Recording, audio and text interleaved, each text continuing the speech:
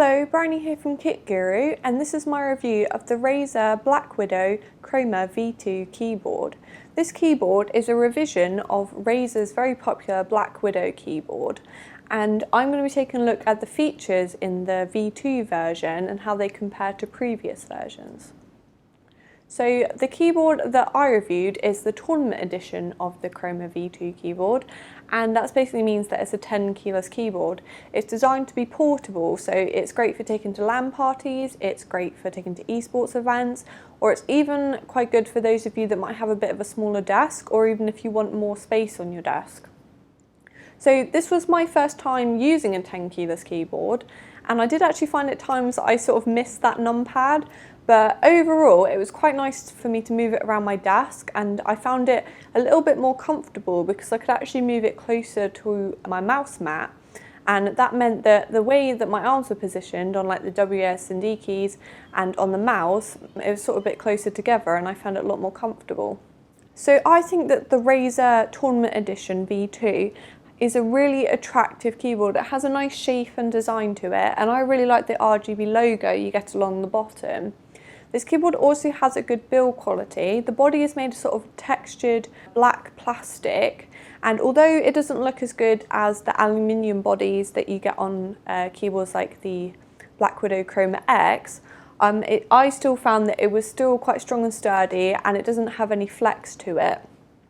And it also has quite a surprising amount of weight for such a small keyboard.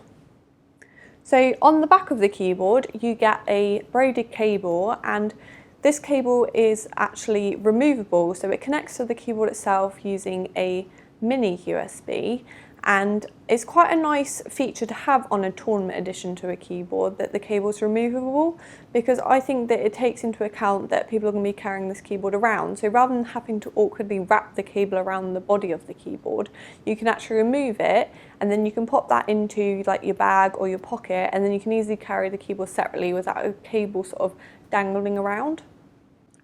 So an extra feature that you don't get on previous versions of the Blackwidow Chroma is the wrist rest. So the wrist rest that comes with this keyboard I think is really nice. It's made of a nice soft faux leather fabric, and it's got a very attractive Razer logo sort of indented into the front of it. With this fabric though, I haven't really seen it on any wrist rest before, so it is quite a unique feature, but I have had sort of bags and computer chairs made of a similar fabric, and it does seem to sort of crack and peel over time, so it'll be quite interesting to see how this wrist rest holds up with sort of day-to-day use and whether it lasts very long. It does feel very comfortable though, and I found that my hands glide really well over the surface while I was typing on it. It connects onto the keyboard with some magnets, so you just sort of place it next to it and the magnets do the work for you, so it's nice and easy to take on and off. And I found that when I was moving my keyboard around the desk, it holds on well enough, so when you're moving it doesn't sort of come apart. Yeah, very comfortable and nice to use. I also found that I found a bit more comfortable when I was gaming, so you can pull the wrist rest slightly away from the keyboard, and I like that more for sort of when I was using the WS and D keys. It just moved my hand just the right sort of distance, so it's quite nice. A lot of wrist rests you wouldn't be able to do that with. The only problem I have had with this wrist rest is that I think that the cushion is a little bit too high, because I use my keyboard with the feet out anyway, but if you prefer to use a keyboard with the feet flipped down, I found that the sort of padded cushion was too high and it forces your hand into quite an uncomfortable position, sort of not what you want from a wrist rest. You want it to give you support, but you don't want it to be uncomfortable. So I think it would be a bit better if they made the wrist rest a little bit slimmer, or maybe made it out of a sort of softer memory foam so that it was a bit more comfortable. So this keyboard has a few extra functions with the function key. So it's got media keys. The only problem I found with the media keys is I couldn't actually reach the mute and the volume controls using one hand, so my thumb on the function and then trying to reach my fingers across. I couldn't actually reach with one hand, so that is a bit of a negative. You also have, if you press the function and the F9 key, this keyboard you can record macros on the fly, so that's a nice feature. You can record your macros in game, you don't have to tab out of the game. And then if you press function key and F10, this keyboard has a gaming mode. So the default setting is that it disables the Windows key. And then you can also configure for it to disable other keys within the software. And then using the function key and either the F11 or F12 buttons, you can change the brightness level of the keyboard, so either up or down.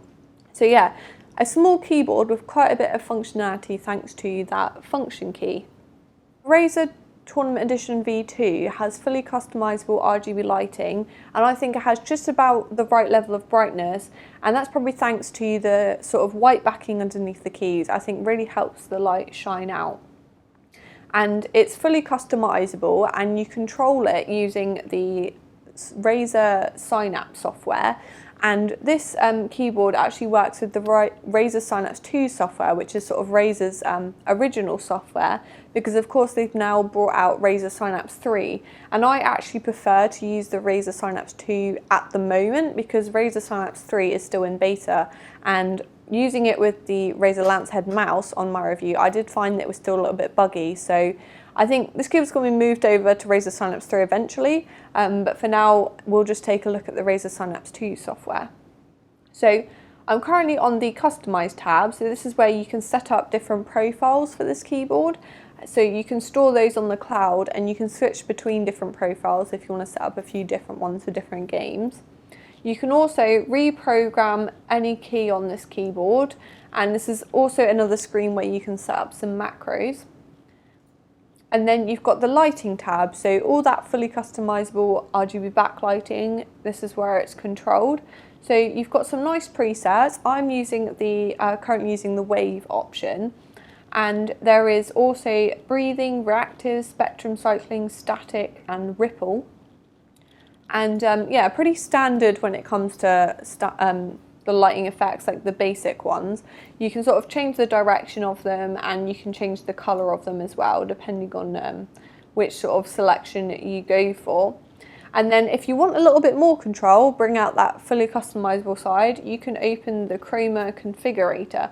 I've had a little play around with this, and I do quite like it. I think that it's nice and easy to use. You can set the sort of like timing, you can set the width, you can set the direction that lighting goes in, and you can use any of those sort of like preset effects, and you can tune them to sort of what you want. So yeah, full control over the lighting. And you can also adjust the brightness as well. So you can do that on the keyboard, or you can do it in the software. And it's sort of gradual, so you can drag the slider along, and you can do it in sort of increments of 1. So nice control over the brightness. And then you can configure what the gaming mode does.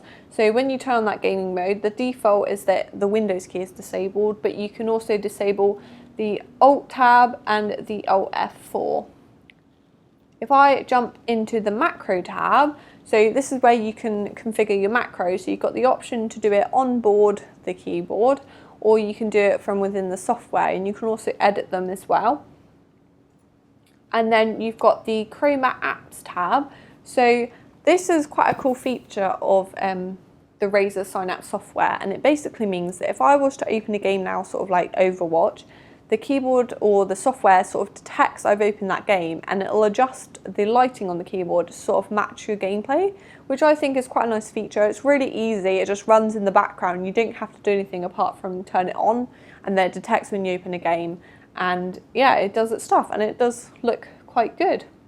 So another tab, and this is quite a unique feature of the Razer Synapse software, and this is the stats tab. So pretty completely pointless, but it is quite cool. It sort of lets you see how you use your keyboard in different games. So it sort of tells you your keystrokes, what macros you used, your keystroke distance, not entirely sure what that means. But yeah, it's quite good. You can sort of see how you use your keyboard in different games, and you've got like a heat map and things as well. So pretty pointless, but quite a cool feature, and I think it is quite unique as well. So overall, I do quite like the Razer Synapse software. I think it gives you a lot of options, some of them very unique to sort of Razer, and it also gives you full control over the lighting, and it's nice and easy and intuitive to use. So everything you could really want from software. So this keyboard features something that Razer call instant trigger technology, and I think this is the first keyboard Razer brought out with this new feature. And I did a little bit of research on it because I wasn't entirely sure what it was, and it appears that it's something that removes debounce delay in the keyboard. So debounce is a feature that keyboards have, so when you go to press a key once, it only registers as one key press on your computer. So the keyboard does a little bit of calculation because of the way that circuitry works. Sometimes when you press a key once, the circuit doesn't pick up as one key press, and the keyboard knows you only want to press the key once, so therefore it tells your PC you only want to press the key once. And this little calculation takes a little bit of time to take out those sort of like false key presses. With the instant trigger technology, Razer have removed the need for this, and it basically means that that signal, when you press the key, gets to your PC, well, a fraction of a second faster than it would without the debounce delay. So I think that this is a little bit of a marketing thing. To be honest, I didn't really notice much of a difference. It's something that is probably been put on there to sort of try and sell the keyboard to people. It's like, oh, look at this extra feature. But I don't think that I've noticed a difference using this keyboard, typing, gaming on it. It's definitely, I think, a bit of a marketing term. But yeah, it can't do any harm. It's definitely not going to cause any problems that I've noticed. But at the same time, it's definitely not a big deal like Razer sort of made it out to be. You definitely don't need a keyboard with this particular feature. So something you do need is N-key rollover and anti-ghosting. And this keyboard doesn't actually have N-key rollover, it has 10-key rollover and anti-ghosting.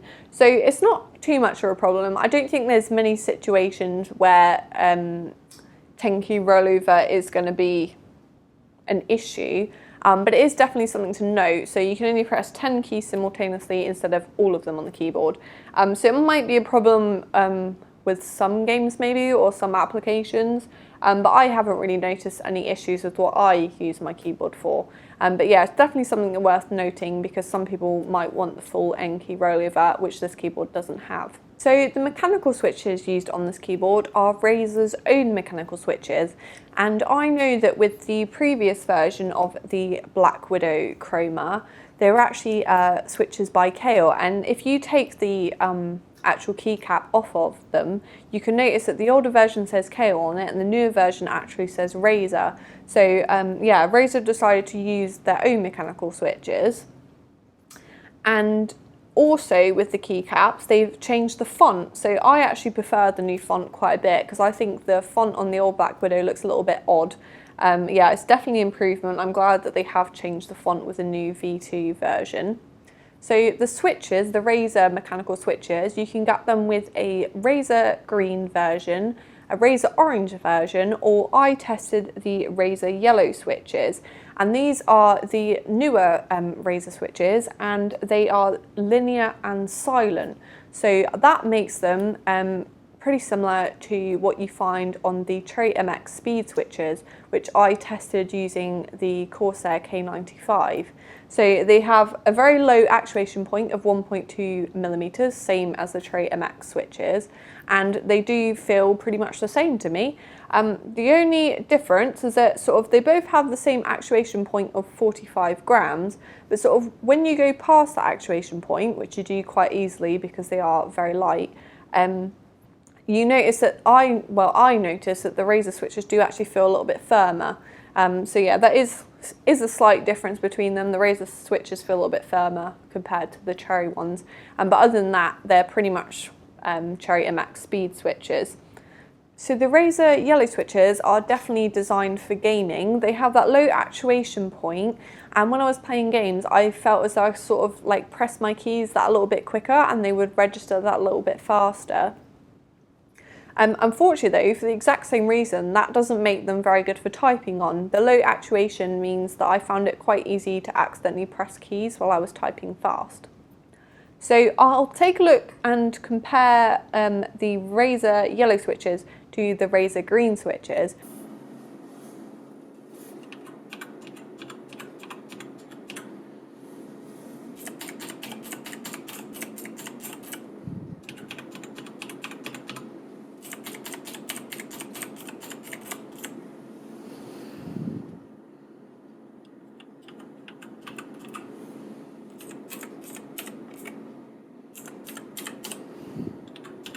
So the Razer yellow switches, they sound very quiet, and the only sort of sound comes from when you bottom out the switches, whereas the green Razer switches are very similar to Cherry MX Blues, so they're tactile and they are noisy. They're going to click, and they are just probably one of like the noisiest mechanical switches I've ever heard. But because they are a tactile switch, they are very good for typing on. And then the other option that you get with this keyboard, which I can't really comment on too much because I've never tried them, is the Razer orange switches. And from what I know, they're basically just a silent version of the Razer green switches. So they're still tactile, but you don't make as much noise when you're typing, really. So if you want that same sort of like good for typing on, but you don't want as much noise as you get with the green switches. At the end of the day though, and I think it comes to mechanical switches, it is personal preference, but I think that the Razer yellow switches that I have tried are a good addition to the Razer mechanical switch lineup. You've got greens, which are great for typing on, you've got the oranges, which are good for typing on, and they're also quite silent, and then you also have the Razer yellow, so they're linear, they're good for gaming on, not so great for typing on, but yeah, you've got a little bit of choice there. I think it adds a good rounded addition to the Razer switches that are available on this keyboard. So overall, I think that the Razer Blackwidow Tournament Edition Chroma V2 keyboard, with a really long name, is very decent. It's got great build quality, it's very aesthetically appealing with great RGB lighting. It's also got that removable wrist rest and a braided cable. Its price of around £140 for a mechanical Tenkeyless keyboard with RGB lighting seems to be about average. However, its predecessor, the Chroma Blackwidow, the non-V2 version, the original version, is currently on offer for £110. That's at the time of recording this review. And to be honest, there's not much difference between this new V2 version and the previous version. You get the wrist rest and you get the new Razer yellow switches, but I don't think that's going to be enough to sort of, it's not going to be much of an incentive for people that might already have the original version. It might be enough to sort of like tempt new buyers, and I do think this is a good keyboard. But I am sort of trying to compare it to its predecessor, and it does go up in price and you don't seem to get much extra really. So if you're sort of looking for a Tenkeyless keyboard, this is a good option. It's sort of middle of the range market. I mean, there's keyboards more expensive than it, there's keyboards cheaper than it. But yeah, it is decent. It doesn't have anything particularly wrong with it, but it's also sort of like, if you've got the old one, you're not really worth upgrading. Yeah, like this keyboard. I quite enjoyed using a Tenkeyless keyboard. I do miss some of the features, but I think if you haven't got much space on your desk, or you're going to be sort of like maybe a second keyboard that you've got the option to sort of like take with you to places, like if you go to like quite a few esports events and things, then a Tenkeyless keyboard is probably worth considering. I mean, how often do you actually use a numpad, and how much do you value the space on your desk? If you like this video, give it a thumbs up. If you'd like to see more from Kit Guru, hit the subscribe button.